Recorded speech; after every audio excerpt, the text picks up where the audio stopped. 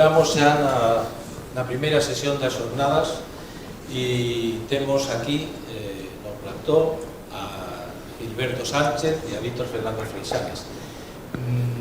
A primeira sesión se titula, ou quixemos titulala, como as orixes do audiovisual interactivo de España. Obviamente, isto é como decía Gilberto, pode ser como as orixes do universo, pero queríamos nos referir a que estábamos falando de as experiencias das orixes do audiovisual interactivo, e neste caso escollimos a dúas persoas que coincidiron nun momento concreto en Madrid para que nos conten como era aquelo, de onde viña, cara onde viña, e explicarnos un pouco como estamos nos aquí, como é posible.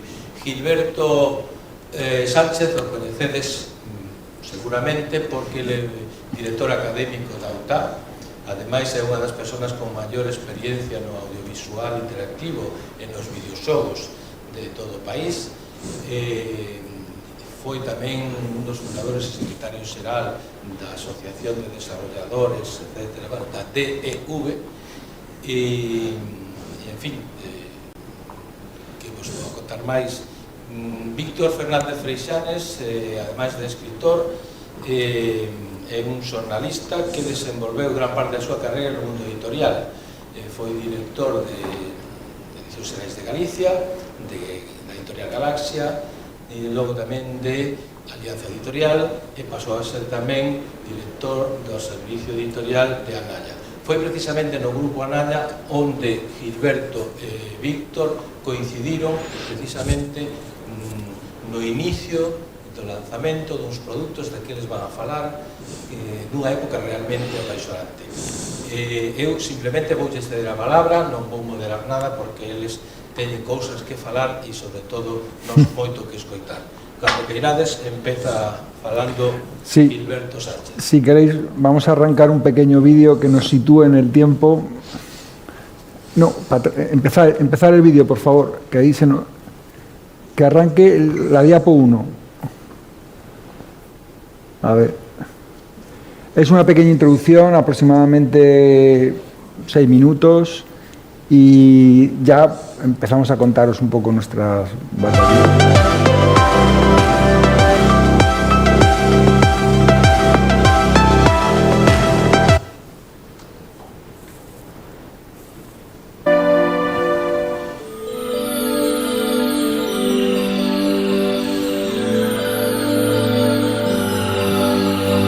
Este es el logo de Analla Interactiva, con el que arrancaban prácticamente todos los productos de los que algunos de ellos vamos a hablar.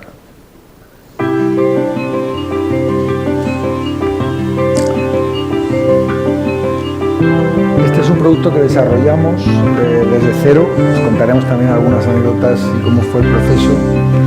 Y aquí vamos a ver una persona entrañable y querida, seguro que por todas vuestras mamás, y seguramente también por alguno de vosotros, que es Simone Ortega, ¿no? Ese fue un trabajo que hicimos conjuntamente Víctor y yo como responsable del proyecto. Esta es Simone Ortega. Pobrísima.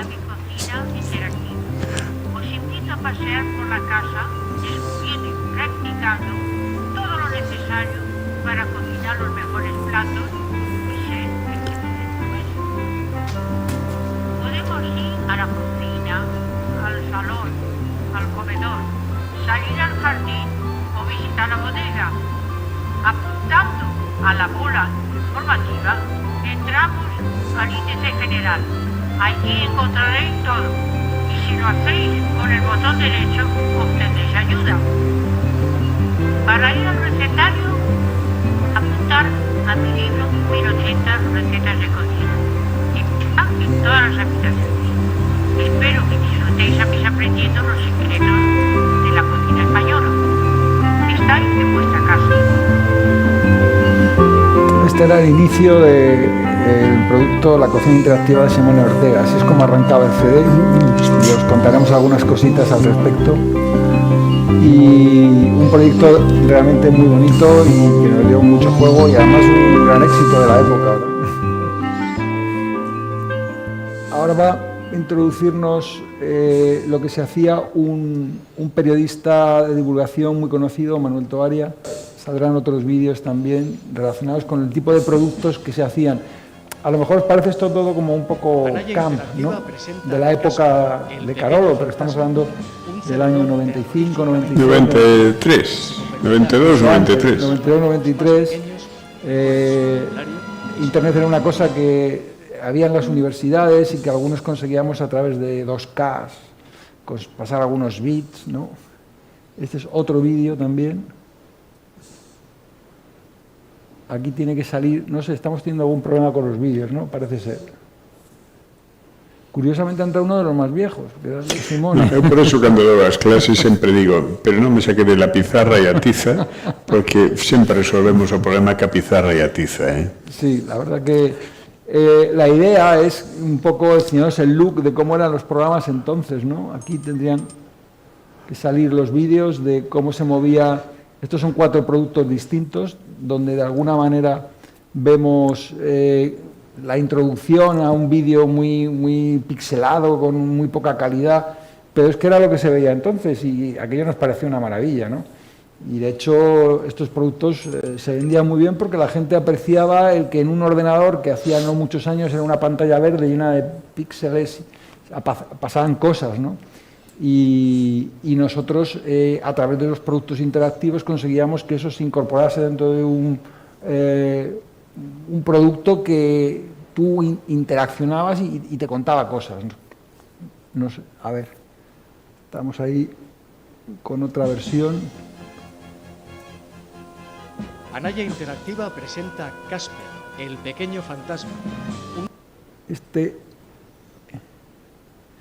Bueno, si no, seguimos, si tenemos problemas con los vídeos no tenemos mayor problema, porque realmente era un poco contaros recursos de entonces, que os hicierais una idea de cómo funcionaba aquello, y en cualquier caso, como es un recurso que lo tenemos más que nada como de ilustración, y realmente lo que veníamos nosotros era un poco a contar batallitas de aquella época, pues vamos a empezar a hablar, y si en algún momento vemos que el vídeo se pone en marcha, pues nos paramos nosotros.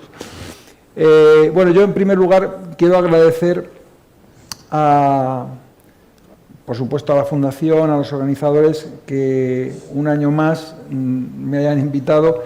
Además, de estar encantado de estar aquí, porque el año pasado por temas de la pandemia y temas de salud no pude estar. Yo dije, en cuanto que me recupere y tenga cuerpo para estar, allí voy a estar. Además, me hizo muchísima ilusión cuando me plantearon estar aquí con Víctor, ¿no? Porque si yo tengo algo que decir aquí hoy, y si estoy aquí, pues se lo debo en gran parte a este señor, que en la época en la que estábamos en Anaya consiguió y propulsó todo el cambio que se produjo dentro de lo que era Anaya Multimedia para empezar a hacer productos interactivos. Yo entro en Anaya Multimedia como director de publicaciones. En aquella época lo que se hacían eran libros sobre informática. Esos libros de informática además empezaron a incorporar disquetes, empezaron a incorporar CDs a través del código que estábamos explicando, de los programas que estábamos explicando. Yo en la parte de publicaciones periódicas llevaba la dirección de revistas de programación, revistas sobre contenido multimedia que incorporaban un CD. Hicimos la primera revista que incorporaba un CD donde se ponían pues demos, se ponían códigos, se ponían cosas que no eran productos meramente interactivos, y surgió una iniciativa de ver qué se estaba cociendo en aquel momento en el sector, y fue lo que dio pie a que se crease Anaya Interactiva. Anaya Interactiva era no atrevo a decir división porque éramos muy pequeñitos, pero vamos a llamarlo un área de negocio dentro de Anaya Multimedia, donde por un lado estaban los libros, por otro lado estaban las revistas, y por otro lado empezaron a desarrollarse los interactivos. Y si eso se pudo hacer en aquel momento donde realmente no había nada escrito y estaba todo por descubrir, fue porque tuvimos el apoyo de la gran dirección de Grupo Anaya, donde Víctor estaba defendiéndonos dentro de todos aquellos señores. Yo, bueno, no he tenido ocasión de hacerlo públicamente, pero, vale, los mejores años de mi vida profesional los he pasado gracias al riesgo que asumisteis entonces y al apoyo que nos disteis cuando éramos los chicos rebeldes, porque realmente Anaya era una casa muy clásica de editorial, con gente encantadora, y luego hay unos tíos ahí muy rebeldes y muy raros que éramos los de Anaya Multimedia. Chamabanlle os da coleta, porque moitos deles tiñan daquela coleta. Después absolutamente. Coleta era el mejor vestido, es decir, llevábamos unas pintas, llevábamos con pantalones cortos, éramos gente muy rara. A mí no Consejo de Administración decíame, coño, eses amigos teus da coleta que están por aí, por abaixo, non sei que están facendo e tal, saberedes como están facendo cousas importantes. E daquela, efectivamente, sacamos como experimento, como foi casi o primeiro experimento. Eu trouxen aquí algunhas caixas para que vexades como se intentaba vender aquelo. Porque, claro, os nosos comerciais, Silberto, acordaste? Sí. Decíanos, bueno, vamos a ver, como íamos pedir 5.000 pesetas ou, non sei, non me acordo que costaba. 5.000 pesetas. 5.000 pesetas. Había algunos incluso de un precio mayor, ¿no? Pero sí. Sí, bueno, vamos a pedir 5.000 pesetas por esto. Es decir, esto non paga ninguén 5.000 pesetas por isto. Pero bueno, pero vos que credes e tal.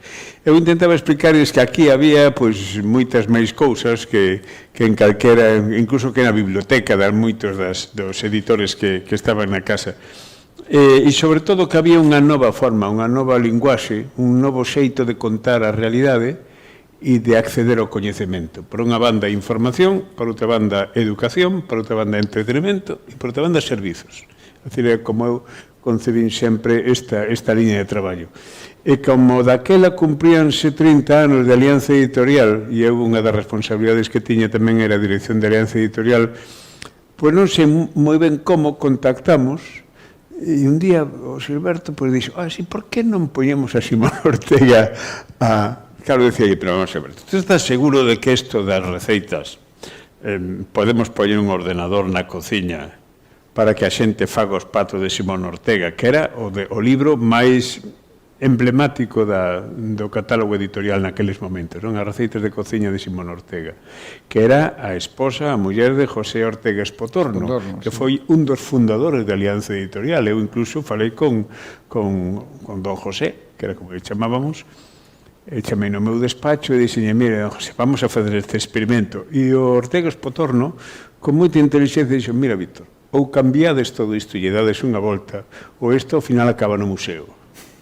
E efectivamente foi cando daquela tamén sacamos aquela colección dos libros de bolsillo, aqueles de a 100 pesetas, e sacamos todo o que foi a renovación do libro de Peto, que foi realmente un esforzo moi importante, que o fixemos con 4 gatos e casi na miña casa os domingos, non? Diseñando aquelas primeiras cubertas. Bueno, ese é outro capítulo de historia. E entonces, bueno, efectivamente, pois aí, claro, o talento poñía o Silberto. Eu poñía a intuición, sabía que había que ir por aí e convencía os consellos de administración de que nos deran alento para continuar, non? E cando vimos os primeiros produtos que a Simón e a don José me enamoraron, claro, eu decíalle, pero como é posible que logo ali na cociña alguén se poña a cociñar diante da pantalla do portátil, porque además nin portátiles había, eran uns portátiles rudimentarios, malamente non los portátiles de ahora, non tiñen capacidad para ler o tal. Bueno, pero teníamos respuesta. Déjame que haga la respuesta.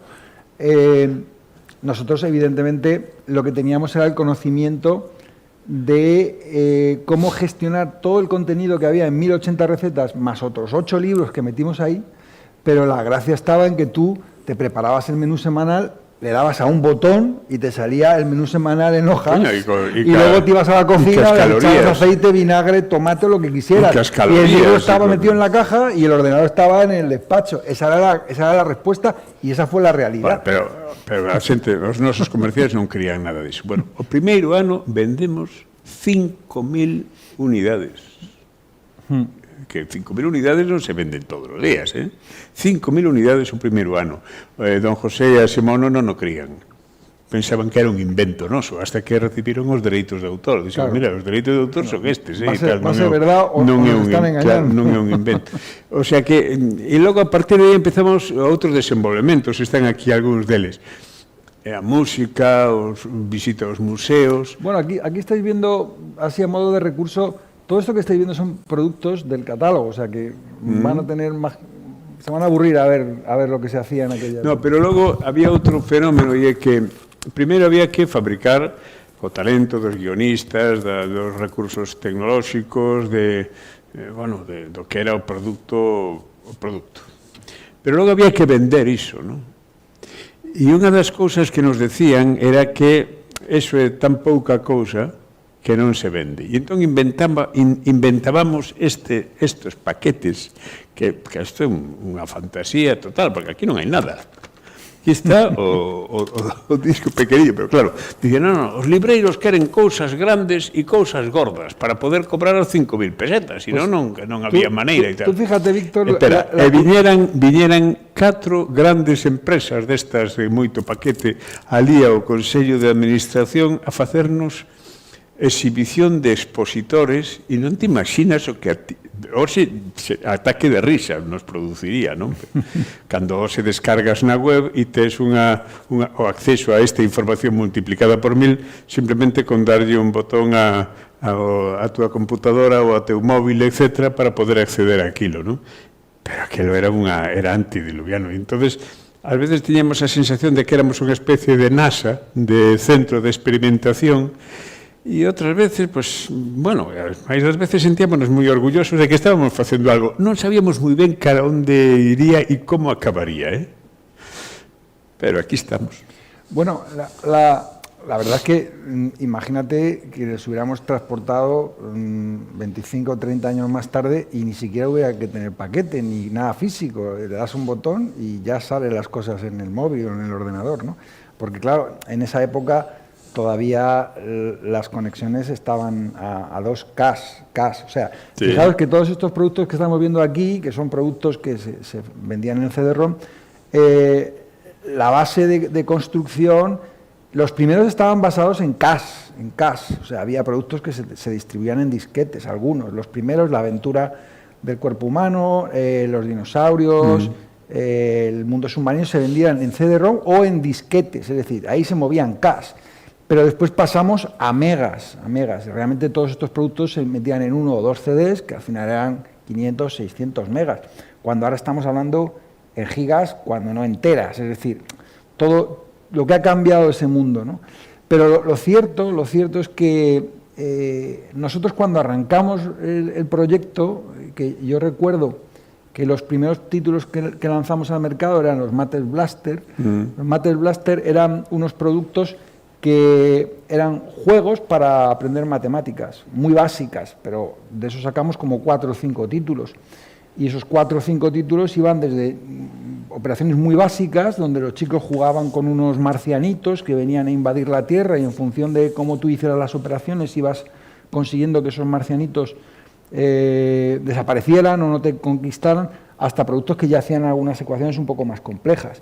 De ahí, que eso fue lo primero de lo primero, ahí pasamos a hacer la aventura del cuerpo humano, la aventura del mundo submarino, donde incluso nos atrevimos, estamos hablando del 93, 94, por ahí, nos atrevimos a meterles unas gafas donde veías el cuerpo humano en 3D, es decir, la pantalla ya reproducía el formato bifocal para que tú con unas gafas rojas y azules te las ponías y te metías dentro del cuerpo humano y aquello lo veías en 3D. Eso os tendría que alucinar a los que estabais en... Sí, pero o mercado, en termos de mercado era moi fraco, non? Había a obsesión dos nosos comerciais era a quen lle vendemos isto. Entonces había unha primeira procura que era o sector educativo, que era pero o sector educativo daquela aínda, por eso en moitos aspectos fomos pioneiros, a experiencia foi moi pioneira, non? Porque no sector educativo tampouco había infraestructura para poder, como hai agora, por exemplo, as pantallas digitais e todo isto, ou clases onde os alumnos e as alumnas teñen acceso aos portátiles ou a través dos móviles, incluso a oferta digital que se lle dá na aula. daquela non había, pero nada de nada de nada. Ibas un pouco casi vendendo pois as expectativas de futuro, moitos os que tiñan algún, sobre todo estes, funcionaron bastante ben para os que tiñan portátiles e podían un pouco moverse nos portátiles a ver que pasaba, ¿no? Pero, bueno, tiña un punto de experimentación e de... A ver, e nós estábamos convencidos de que iba por aí a historia. Mira, na feira de Frankfurt tamén é certo que estábamos convencidos de que isto non ia sustituir o libro. Era outro camiño. Era outro camiño que eu creo que estaba moi fundamentado na información, como dixen antes, na educación, no entretenimento, e hoxe ten unha forza moi especial, e logo na política de servicios. Claro, cando aparece a converxencia digital, cando aparece a rede, e cando a través da rede o que se produce unha concentración de todos os recursos para crear produtos novos, isto se dispara e convertese noutra cousa. Eu creo que naquele momento ninguén, non sei se o noso amigo Santos, nos delirios, aqueles que tiñan de vez en cando, que era un compañeiro tamén da edición e que viña todo, ao volver de Frankfurt todos os anos, da Feira do Libro de Frankfurt, este Santos volvía sempre con un panorama de perspectiva. Víctor, dentro de 10 anos, isto vai ser así, imos facturar así. Eu sempre dicía, isto, Santos, pero é que dentro de 10 anos igual non podemos pagar as nóminas. Porque, claro, isto, dende a industria da cultura hai que pensar que a realidade avanza tamén en función das respostas que recibimos das audiencias e as respostas en termos de mercado, que é un pouco o que se sostén. Nos non éramos un ministerio, nin éramos tampouco un centro de experimentación que podía... Éramos unha empresa privada. E de aí eu creo que eso foi un mérito importante por parte tamén dos que nos deixaron facer. Creo que aí a figura de Germán Sánchez Rupérez é unha figura importante. Ahí voy yo, es decir que nosotros en los primeros productos y en los primeros años nuestro resultado era rojo, claramente rojo. Es decir que probablemente si no hubiéramos estado dentro del paraguas de Grupo Anaya y no hubiéramos tenido pues aliados potentes como Víctor, que en la parte alta de la empresa nos dejaba hacer, habríamos cerrado al primero o al segundo año, porque realmente cuando empezamos a dar los números ya bonitos y cuando empezó a salir las cosas como realmente habíamos proyectado, habían pasado fácilmente que 4 o 5 años, yo creo que sí, por aí. Claro, si temos en conta que a explosión da web é do ano 96, que cando empeza realmente a haber unha oferta a través da rede e da web pois atractiva para determinados produtos, nós estábamos na prehistoria. Absolutamente, absolutamente.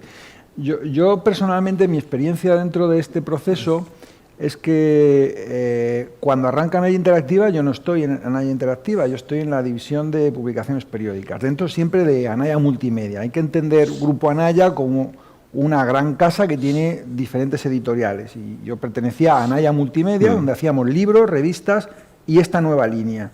Y cuando arranca Anaya Interactiva, yo estaba llevando publicaciones periódicas que además nos trasladaron a América Ibérica, que era otra empresa del grupo, donde estaban las revistas potentes de informática, el PC Magazine, que probablemente hayáis oído vosotros hablar, o el Macworld, publicaciones que eran muy demandadas dentro del sector. Y en ese proceso, que yo me voy a América Ibérica, Santos, que era el director general de Anaya Multimedia, me dice: Gilberto, vamos a arrancar esta línea y necesitamos hacer desarrollo propio, porque parte de estos productos realmente era como cuando compras los derechos de un libro, lo traduces y lo sacas al mercado. Nosotros teníamos que convertir productos que se habían hecho en Estados Unidos, en Francia o en Alemania o donde fuera, los teníamos que traducir, localizar, ponerlos en el mercado nacional. Pero iniciamos una línea de desarrollo propio y a mí me llama Santos para dejar las publicaciones, lo que yo llamaba la farándula. La verdad que vivía muy bien, como periodista vivía como... Estaba siempre en presentaciones, en aquella época además el mundo de la informática movía mucho dinero, y me dicen: vente para acá y vamos a empezar a hacer desarrollo propio. yo vi la panda de locos que iban a montarse en esas carabelas y yo dije, yo también. Y llego y lo primero que me encuentro cuando me siento en mi mesa es una hoja en blanco. Y dice, venga, empiezo a hacer productos. Y digo, una hoja en blanco, ¿qué podemos hacer? ¿Qué podemos hacer? Y es ahí donde, de alguna manera, te das cuenta de la dificultad que teníamos en aquella época para hacer este tipo de productos desde cero, porque esta gente había hecho el recorrido, probablemente como nos pasa muy a menudo, pues a lo mejor 1 o 2 años antes y ya tenían productos editados, pero un producto editado, localizarlo significa que te pasan un translation kit donde tienes todas las imágenes para cambiarlas si hay algunos textos, tienes todos los textos que afortunadamente no eran tan potentes como ahora, que realmente no solo son textos, sino son muchas voces, son muchos idiomas, y tú a partir de ahí haces unas traducciones, las compilas, las sacas y tienes el producto en la calle, ¿no? Pero hacer un producto de cero era una cosa muy complicada.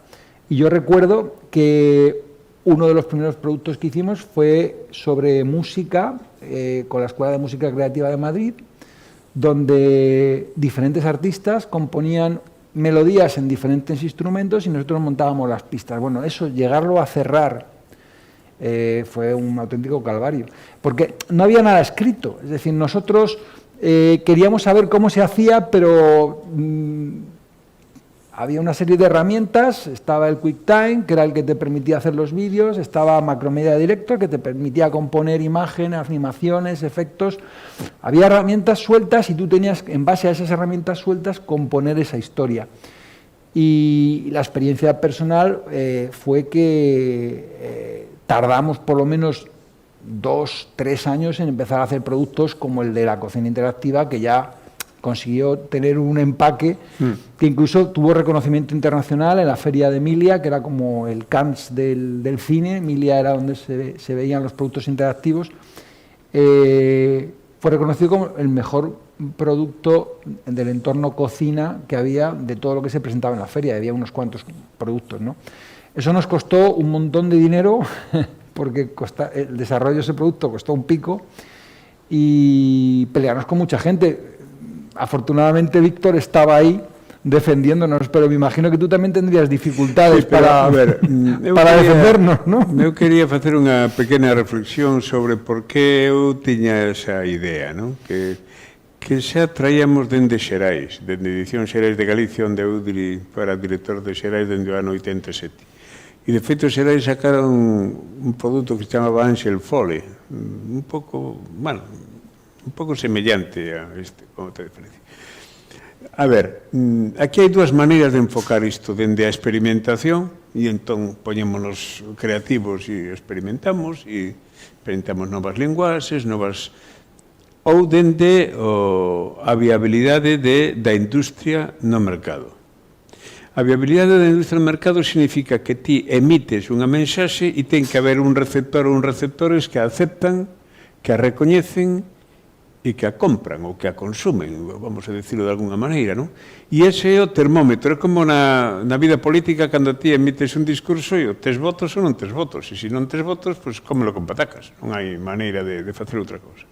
Entón, encontrar o equilibrio entre a viabilidade dun produto, a viabilidade dun discurso neste caso, e isto me trae tamén aquí a miña condición de presidente da Real Academia Galega, entre unha lingua e unha cultura e unha sociedade que sexa capaz de entendela, valorala, aceptala e incluso contribuir económicamente a facela viable, eso é a dificultade do proxecto. Porque, non é a dificultade, é unha das dificultades do proxecto, porque de pouco sirve. Eu por eso acabei na edición, non? Porque a min gustábame escribir novelas, pero decía eu, sí, pero se escribes unha novela e a metes no caixón, a novela ten sentido cando chega aos lectores, cando hai un número suficiente de lectores que a leen e que ademais a disfrutan, a comparten, critícana e logo poden demandar outra novela ou non. Para iso necesitas unha infraestructura, unhas empresas, unha infraestructura cultural que distribuya todo iso e o faga viable, porque senón non existe unha cultura. A cultura existe se hai unha sociedade detrás que a sostén, que a critica, que a apoia, que a valora e que a necesita. Por tanto, esta é unha parte máis dese discurso. Claro, eu decía, mira, hai anos publicáramos en Grial, na revista Grial, un número dedicado aos transmedia. E o número 201. Non teño máis que este número, está todo pintado por min, o sea que non vos lo podo deixar, xa cho mandarei, Gilberto. E entonces eu decía aí, vamos a ver, a guerra de Troia, fixadevos nisto, a guerra de Troia produciuse aproximadamente 1300 anos antes de Cristo, 1200 e pico anos antes de Cristo. Foi tan impactante aquilo, deixou tanta pegada na xente, que se convertiu nun relato. Un relato que non só explicaba un acontecemento que sucedeu realmente, sino que ademais foi construindo toda un modelo de valores, de comportamentos, de prototipos humanos que chegou na Idade Media. Os cabaleiros medievais querían ser como Aquiles, querían ser como Héctor, ou querían ser como os grandes heróis que participaron na Guerra de Troia. E transmitiuse o relato oralmente, logo a través do alfabeto, pois os primeiros discursos literarios de Occidente veñen da man daquele alfabeto grego inicial, logo transmitíronse a través dos romances, transmitiuse a través das novelas, transmitiuse a través dos medios impresos, logo aparece a radio, aparece a revolución audiovisual do século XX, aparece o teatro antes, no século XVII e XVIII, está o fenómeno todo da televisión, está o fenómeno xa da web, está o fenómeno das webseries, está o fenómeno de... E hoxe, os cromos, a pintura, a escultura, o Pórtico da Gloria é un gran cómic. E as cantigas de Santa María, esas que vemos pintadas, de Alfonso X, é un cómic. Bueno, todo iso son distintos soportes tecnolóxicos e distintas maneiras de contar o mesmo relato, que é aquela Guerra de Troia, ou a Biblia, ou que queirades, o mundo artúrico e tal, que son os grandes fundamentos da cultura occidental. Entón, eu decía, o Camiño de Santiago, por exemplo, esta xente de Coruña, que está agora o Highlanders pois está apoiándose no Camiño de Santiago para enganchar o mundo céltico, o mundo todo das tradicións medievais, para ver se enganchan un gran capital que nos temos de proxección no mundo, que é ese, porque é unha tarxeta de visita moi importante que ten Galicia. Entón, conseguir que o que nos fagamos, os que estades traballando no mundo do videoxogo ou no mundo dos produtos informáticos ou nas novas linguaxes, temos que ser conscientes de que temos que facelas viables en termos de mercado para poder incluso financiar novos produtos, consolidar as empresas que nos creemos e competir no mercado. A gran dificultad que para min ten todo isto é que estamos no mercado global, aí hai moitas oportunidades, pero tamén hai moitos problemas. O mercado global tamén ten unha competencia espectacular, entón, cando falamos de Galicia, o Gilberto decía antes que aquí somos un pozo de creatividade. Sí, pero esa creatividade, se non a materializamos en estructuras viables en termos de mercado, isto se nos vai, ou pasa, hoxe pola mañán estiven falando co rector da Universidade da Coruña, que están traballando nun grau e nun máster de videoxogos e de informática, de creatividade e de interactividade, e decíame, no, é que veñen as empresas dos Estados Unidos, as empresas xaponesas, as empresas chinesas, e a veces levan aquí hasta 200 estudiantes para traballar alá. Sí, pero bueno, está ben, que vayamos traballar polo mundo, pero nos aspiramos a consolidar o noso propio discurso e o noso propio país. Por tanto, temos que ser capaces de construir aquí estructuras que se manteñan.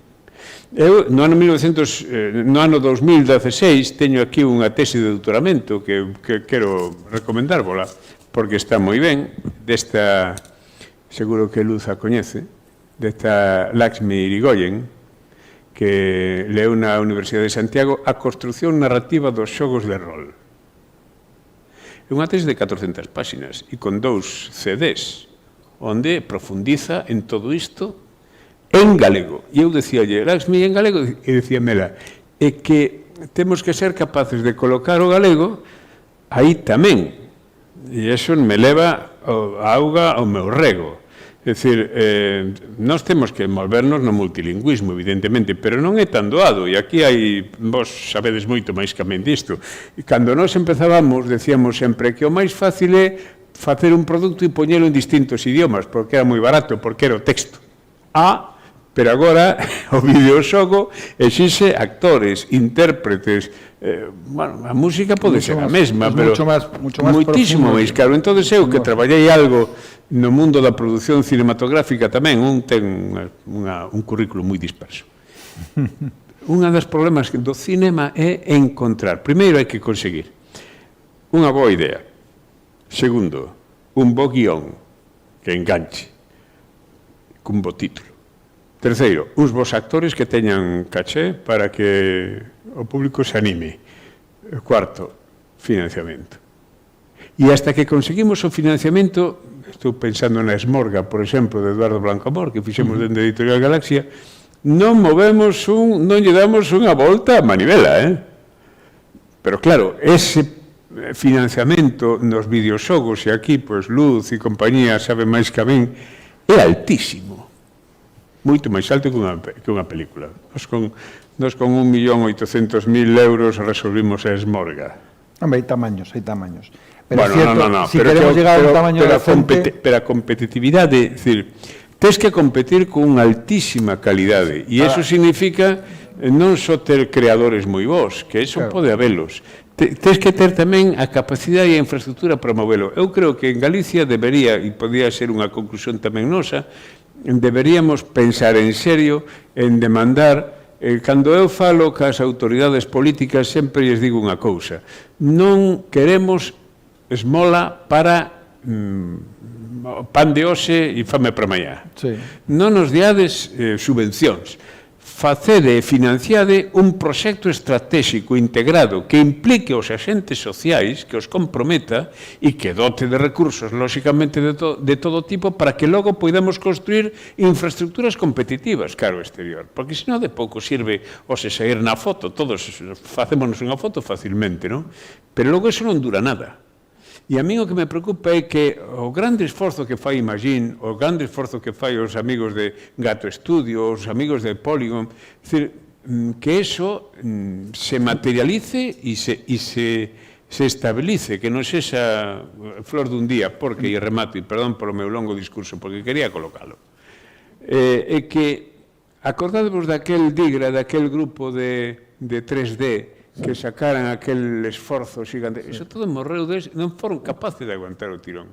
Porque hubo un momento en que a cousa parecía que había que darlle a subvención e non, hai que conseguir, igual que no libro, hai que conseguir que os produtores, que os creadores creen, que os produtores construyan o produto, pero logo garantir estructuras de distribución nos mercados internacionais, estructuras de marketing para que ese produto se vexa, porque se as cousas non se ven, non existen, estructuras de comercialización e redes de comercialización. Eso significa, incluso por parte de Europa, que os franceses algo intentaron co cinema e logo quedaron en nada, crear tamén estructuras que permitan que Europa, por exemplo, e as distintas Europas que somos todos nós e que podemos estar nesa riqueza plural que é Europa, podamos participar en estructuras de distribución e de comercialización compartida. Si non, cómenos primeiro os americanos e agora os chineses e os japoneses, os chineses sobre todo, non queda aquí nada.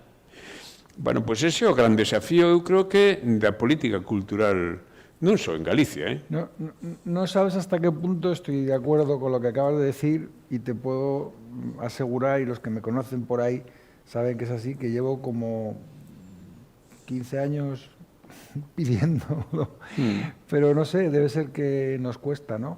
Pero sabes por qué? Porque na política a política concíbese como un aquí agora, aquí te pillo, aquí te mato. Claro, E as próximas eleccións teño que renovar o meu contrato. Sí, e esa foto con los chicos de los videojuegos es muy atractiva. Pues mira, ¿canto tempo tardamos en que esto se materializase? Pues 10 anos. 10 años. Y lo peor de todo, y esto me lleva a los demonios, es la parte mala de una aventura que fue idílica, es que cuando teníamos el mejor momento y estábamos en las mejores condiciones y éramos la reina del baile, nosotros llegábamos a Milia. Milia es el festival, como dije antes, del videojuego, de la interacción en aquel momento. Llegábamos a Milia y las mejores casas del mundo nos hacían cola en el stand para contarnos sus proyectos y para que nosotros los convirtiéramos en una parte de un catálogo que ya tenía 150 productos. Pensar, aquí he visto una pequeña parte de los productos que encontré por casa, que tenía por ahí estanterías, pero llegamos a hacer 150 productos interactivos con las mejores casas del mundo. Yo recuerdo, había unos señores, unos tal Guillemot, que tenían una empresilla por ahí que se llamaba Ubisoft, que venían a contarnos los proyectos para ver si nos metíamos en el catálogo. Un tal Ubisoft, no sé si ¿Te suena? Ahora creo que es alguien que distribuye algún productejo por ahí en Europa, ¿no? Y la pena de todo esto es que cuando estábamos en la cresta de la ola, llegó Vivendi y dijo, ay, estos chicos se están haciendo muy grandes, nos están quitando espacio, y compraron el paquete completo, se llevaron todo a Naya, y evidentemente ¿qué hicieron? Quemaron los 150 productos, se quedaron con 10 o con 15, y ahí se acabó la historia de Naya Interactiva. Pero desde entonces, y además con esa visión con la que tú te has dirigido tan certeramente a la gente, con esa visión de que hay que pensar en negocio, o sea, no podemos dejar solamente que la creatividad nos lance al ruedo a trabajar sin saber muy bien si luego va a haber alguien más ahí que nos compre.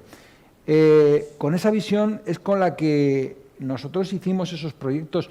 Cada año nos teníamos que presentar en 2 o 3 comités con la lista de posibles productos, porque nosotros nos planteaban productos, nosotros defendíamos los productos, montábamos el discurso de mercado y se lo vendíamos a los señores de distribución, o sea, a los primeros que nos tenían que comprar el producto, que en este caso, si estuviéramos hablando de videojuegos, sería a los publishers. Si un publisher o otro y otro no te escuchan, y es normal que no te escuchen si eres muy pequeño, pero si no te escuchan, preocúpate de que a lo mejor lo que tienen no es tan bueno, porque el publisher lo que sabe hacer es básicamente dinero. Entonces, nosotros lo contábamos a la distribuidora, a nuestros responsables comerciales. Si ellos nos compraban el producto, es decir, si ellos decían, vale, ese producto nos gusta, lo metíamos en el plan de trabajo y nos poníamos a desarrollarlo bien en lo que llamábamos la localización del producto, si era un producto de fuera, bien en desarrollo propio, como los productos que hicimos de cero en Naya Interactiva. Y luego nos enfrentábamos al rey de verdad, que es el comprador, es el que tiene que comprar. Pero nos enfrentábamos con una maquinaria, y es que nuestro grupo estaba absolutamente bien posicionado a nivel nacional y estaba muy bien posicionado en el mercado latino a través de una distribuidora potente. En aquel momento había recursos económicos para esa aventura. Teníamos una publicadora claro. Para libros y también para esto, porque esto empezó poco a poco, no sabía muy bien dónde colocarlo, pero nos preocupamos en hacer cajas muy atractivas, precisamente porque aquí no se sabe lo que hay dentro. A ti te dicen, este producto, pues nosotros nos preocupábamos en hacer cajas como las que estáis viendo aquí, para que el producto, una vez que estaba en el lineal, la gente que abriera el producto y dijera, uy, esto qué bonito es, qué cosas tienen, y entonces la gente se llevaba el producto. Y recuerdo la competencia que había en los lineales entonces, porque estos productos ocupaban espacio. Claro. Ahora ya ni siquiera ocupan espacio. Ahora mismo tú te metes en un canal donde hay 1 millón de productos, solo hay 1 millón de productos, acabas de lanzar el tuyo hace un mes y tú quieres ser ya el más guapo del sitio. Y eso es muy difícil si no se hace marketing, eso es muy difícil si no damos a conocer nuestro producto. Y eso es una experiencia que tuvimos en el pasado, y esa es una transmisión de esa experiencia que permanente estamos haciendo cada vez que nos dan un micro. Y es que no vale solo con tener buenas ideas y con tener genios en desarrollo. Hay que saber llevarlo eso a mercado. Y para eso hay especialistas. Para eso hay que contar con publicadores, con especialistas en marketing. Y hay que tener unas infraestructuras. Yo, una de las cosas que vienen al hilo de lo que tú has comentado, que vengo diciendo cada vez que me dan un micro, es como un país que es el 4º o 5º país europeo en consumo de videojuegos, en el top 10 a nivel internacional de los que más compran videojuegos, no tiene una publicadora nacional. Es que no hay dinero en España para hacer una publicadora nacional. No, mejor que lo vendan otros. Bueno, pues si lo venden otros, que sepáis que se llevan el producto, porque compran la IP y a partir del momento es suya. Nosotros tuvimos una publicadora, pero nos compraron el paquete completo y al final efectivamente pasó a ser Vivendi. Y eso es una lástima que yo recuerdo con mucho pesar, porque construir un catálogo tan grande, tener un equipo de gente tan activa, tan valiosa, pensar que nosotros cuando estábamos haciendo desarrollo, una de las cosas que nos encontrábamos, como os puede ocurrir a vosotros ahora, es dificultad para contratar gente que tuviera conocimiento para poder hacer este tipo de cosas, especialmente si era desarrollo propio, porque los procesos de localización no eran sencillos, pero ya el producto, la base del producto ya estaba construida, había que construir el producto en versión castellano. Pues crear un grupo de primera línea de en torno a las 40 personas que eran las que estábamos en aquella fase trabajando, fue súper difícil. Y que eso desaparezca en muy poco tiempo. Recuerdo el día en que empezaron a llamar a los teléfonos para que subiéramos a ver a no sé quién y a decir, chicos, me voy, voy. Los amigos de Avast ya estaban haciendo su trabajo para quitarnos del mapa, porque les estábamos haciendo sitio y porque ellos veían que había un gran negocio ahí que gestionar, ¿no? Yo tuve la suerte de quedarme un par de años más, porque había una línea de desarrollo que se quería trabajar dentro de Grupo Anaya, que era lo que ahora llevamos todos en los bolsillos, esos teléfonos que ahora no hacen tantas cosas, entonces no existían, eran unos teléfonos que pesaban mucho, se caían y no se rompían. Los Motorolas aquellos, pero habían salido las licencias de UMTS, lo que es ahora la banda móvil, y Exfera era la cuarta licencia, de la cual Vivendi era participante mayoritariamente. Sí, pero que al final cascó, Vivendi también cascó. Cascó, pero bueno, pero ahí están los teléfonos y ahí está el contenido. Yo me quedé en espera de empezar a desarrollar contenidos para Vivendi, porque al fin y al cabo sabíamos gestionar contenido, lo habíamos demostrado. Y al final, bueno, pues de tanto esperar, dije, esto no puedo esperar más y acabé saliendo de Anaya, ¿no? Con todo el dolor de mi corazón. Pero lo cierto es que en esa experiencia lo que vivimos entonces y lo que me gustaría transmitiros, dejando hueco para que hagáis algunas preguntas, es algunas lecciones básicas que vivimos entonces y que son absolutamente vigentes. Y yo creo que Víctor las ha marcado muy bien. Hay que tener una idea, desde luego hay que tener una idea, hay que tener un equipo valioso. Para tener equipos valiosos y para tener gente competente hay que tener buena formación, tenemos que exigir que haya buenas universidades, que haya buena formación para profesionales de verdad, y después hay que conseguir un elemento que es muy complejo en el mercado nacional, que es financiación. Sin financiación realmente difícilmente podemos lanzarnos a una piscina en la que no sabemos si hay o no hay agua. O hay agua, pero no sabemos cómo de profunda es. Porque hay gente que empieza, bueno, vamos desarrollando. Y yo cuando pregunto en clases con alumnos, ¿vosotros os meteríais en un coche, en un jeep, a cruzar el desierto de Gobi con, no sé, el depósito lleno de gasolina, sin saber cuántos kilómetros tenéis a la siguiente gasolinera? ¿Lo haríais? Probablemente no. ¿Por qué? Pues porque si en el kilómetro 200 os quedáis sin gasolina y no hay ninguna gasolinera cerca, estáis muertos, ¿no? Pues eso pasa exactamente igual en desarrollo. Pero luego hay un último paso que muchas veces se obvia, y es que desarrollamos para alguien, que es el comprador. Y eso requiere dos cosas. Requiere, primero, que el comprador en el proceso de desarrollo sepamos que existe, y nosotros en Anaya tuvimos la suerte de contar con un equipo que nos exigía que demostráramos que había compradores, pero además es que si no se lo conseguíamos demostrar a ellos, nos tiraban el producto, ¿vale? Y luego un vehículo para que esos compradores obtengan el producto. Es decir, si hay compradores pero no sabemos cómo llegar a ellos, pues porque no hacemos el marketing adecuado, no estamos en los sitios en los que tenemos que estar, pues es como si queremos vender, no sé, a alguien que tiene mucha sed, el producto, pero a 500 kilómetros de distancia. Evidentemente se va a buscar algo más cercano. Esos aprendizajes son absolutamente vigentes en el día de hoy, ¿no?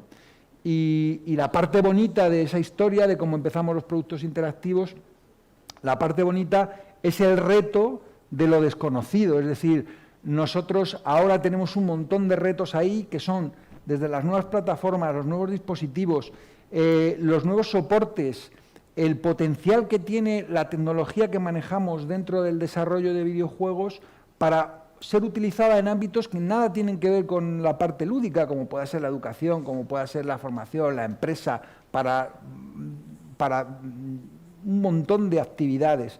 Es decir, en definitiva, se trata de que nuestros conocimientos los hagamos caja todos los meses. Y no que muramos en un proyecto muy bonito, pero que al final, como no tiene comprador determinado o como no tenemos vehículo... Al final, a cadena de valor, creación, producción,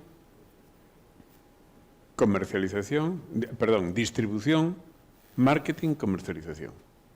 Y todos teñen o mesmo valor. É tan importante a creatividade nunhas estrategias de distribución e de comercialización como nas estrategias de creación. E se hai unha boa concepción da empresa, entón unhas alimentan a outras. É dicir, ti non podes diseñar un produto, como ti moi ben decías, sin antes escoitar a esa comercial ou a esa distribuidora que ten as parabólicas postas no mercado e que se alimenta desa información e que vai alimentar os teus creadores para que creen ese produto consonte ou de acordo cas necesidades ou as demandas ou as expectativas que pode haber nese mercado. Porque, mira, cando falamos así os que temos, e remato, señor director, os que temos unha formación de esquerdas e non renunciamos a ela, ás veces, cando falamos destas cousas, sempre estás falando do mercado, dime a mí. E que o mercado é o termómetro que temos para saber se chegamos ou non. Se realmente o que nos emitimos é aceptado ou non é aceptado. E nunha sociedade de mercado como na que vivimos, e non se ve no horizonte outro modelo distinto, nos temos que ter capacidade para crear, distribuir, comercializar e vender. E que haxa un retorno económico que nos permita seguir creando, producindo, distribuindo e vendendo. E, en final, se non conseguimos eso e non leemos ben esa realidade, tanto no ámbito comercial como calquera outro, estamos mortos. E remato cunha frase de Alfonso Paz Andrade, que xa non está connosco. Eu recordo a Alfonso que, bueno, cando estaba en Pescanova e tal, eu decíalle moitas veces, pero vamos a ver, Alfonso, como é posible que estes chícharos e os chícharos son os guisantes? E todo isto resulta que son fabricados en Francia. E poñédese o nome de Pescanova. Cando aquí temos un campo e xente que no rural necesita producir, e diceme, claro, porque quen controla o mercado son as grandes distribuidoras da alimentación que son francesas. E crearon os Mercadonas, e crearon os Carrefour, e crearon todo isto, e que impoñen eles as condicións incluso do produto que nós podemos vender. E ou aceptamos esas regras ou desaparecemos. Por iso que o tema é complexo e hai que velo no conxunto, senón nos perdemos. E sería unha pena que o esforzo creativo que ten moita xente logo non o materialicemos, non o concretemos en estructuras, e por iso eu creo que aí a política ten moito que decir, porque a política ten que alimentar técnica e intelectualmente capacitados profesionais para ser competitivos, pero tamén ten que garantir estructuras de comercialización, distribución, marketing, de todo iso, para que se coñece o mundo. O Camiño de Santiago se coñece porque hubo un investimento espectacular dende o ano X para cá, non me lembro cando se inventou o Xacobeo xa, que venderon esa moto. Y sería muy interesante que esa política no haya que estar contándola cada 4 años. Bueno, claro. Porque yo llevo contando la misma película, ya me he aburrido. Creo que voy a escribir un libro y se lo voy a dar. Digo, este es mi libro. No, pero non o leí. Escribes o libro e ao final o único que arruinas é o editor do libro. Pero es cierto. Algunas... Bueno, gracias a Gilberto Sánchez e a Víctor Freixanes por esta hora que nos fixeron pasar. Eu tomeime a liberdade de non interrumpir para facer o turno de preguntas que en principio estaba previsto, pero creo que non me confundín, porque o que estaba contando é bastante interesante e trascende a historia da súa experiencia no mundo virtual e no videoxogo. Tamén omitín un cargo de Víctor Freixanes que para os galegos é evidente. Víctor Freixanes é o presidente da Real Academia Galega. Entonces, eu quero darlle as gracias de maneira especial, como tamén a Gilberto Sánchez, por o esforzo que ambos fixeron por vir aquí e estar hoxe físicamente con nós. Pero para a nosa presencia da Real Academia Galega é un fito simbólico porque no mundo dos videoxogos tamén, no mundo dos videoxogos galegos é moi importante contar co apoio, ainda que sea simbólico e práctico tamén do coñecemento lingüístico, etc., da Real Academia. Entonces, bueno, oxalá isto teña máis froito, podamos seguir aquí xuntos, incluso con Gilberto Sánchez e con Víctor Freixanes.